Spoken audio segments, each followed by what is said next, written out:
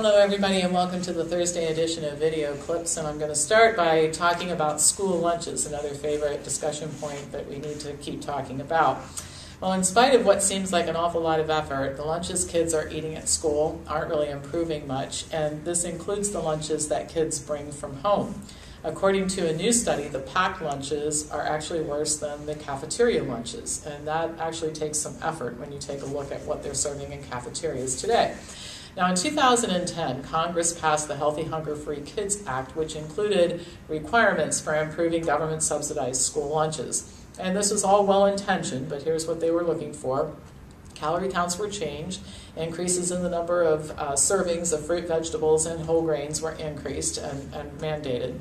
But according to researchers at Johns Hopkins Bloomberg School of Public Health, this really hasn't made much difference.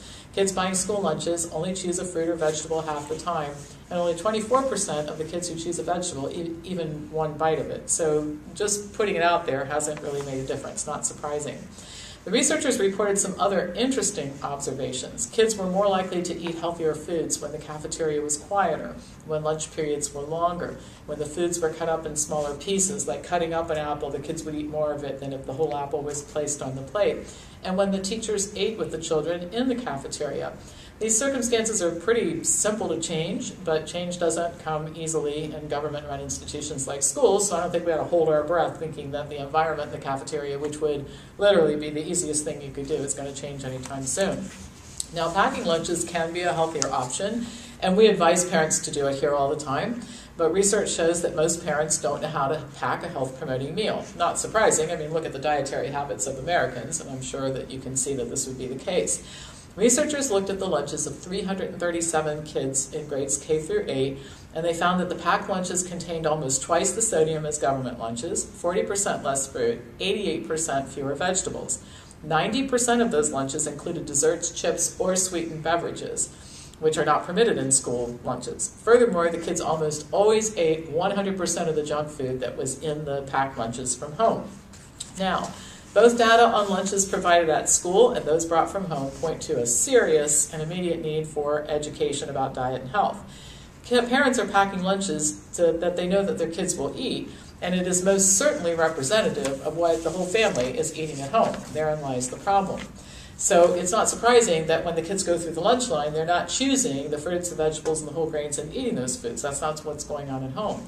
So the problem is not going to be solved by passing more laws. I mean, they passed this law in 2010 and nothing has changed. Or by forbidding parents to pack their kids' lunches. This has actually been tried, but it doesn't withstand a court challenge. It's only going to be solved when we really buckle down and start educating people about the right way to eat. And there are places where this has been done, where they've had food tastings in the cafeteria, and they've made significant changes in what kids eat, where the issues of teachers eating with the kids in the quieter cafeteria, all that stuff's been done. It has been done in some places. I just do not understand why in the education and in the food business we don't look at what works and then adopt that in every location. Makes me crazy. All right, so now let's go on to the next topic, which is diet and neuropathy.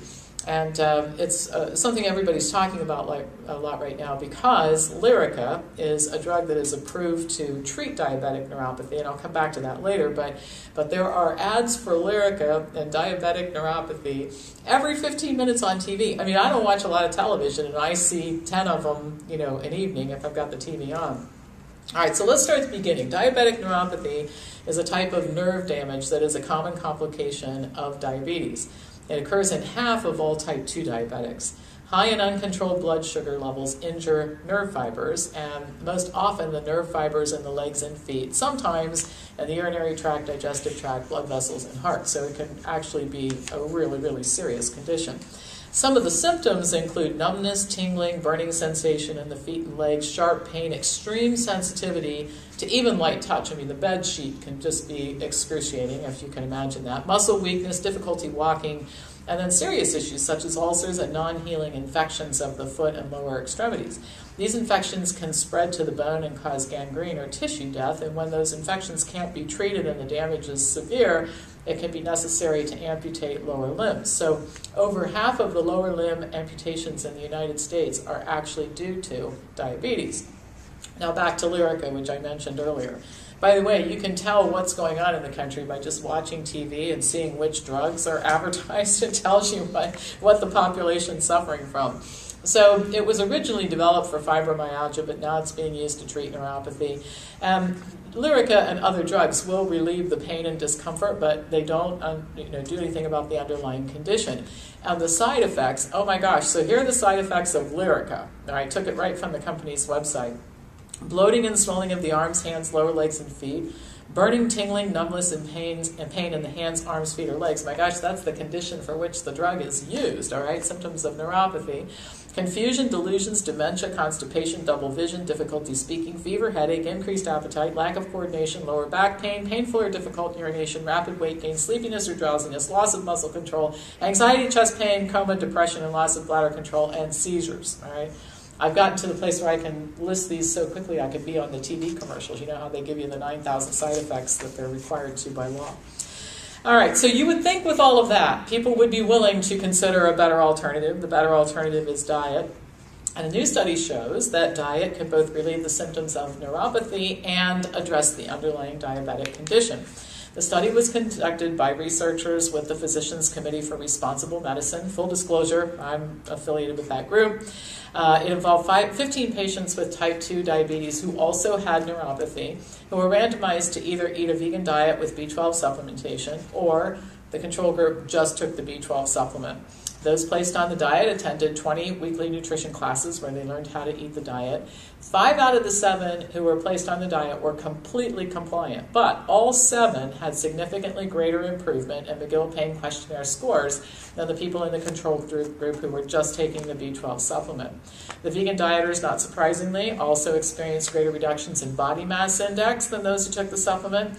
And the findings were reported at a recent meeting of the American Association of Diabetes Educators.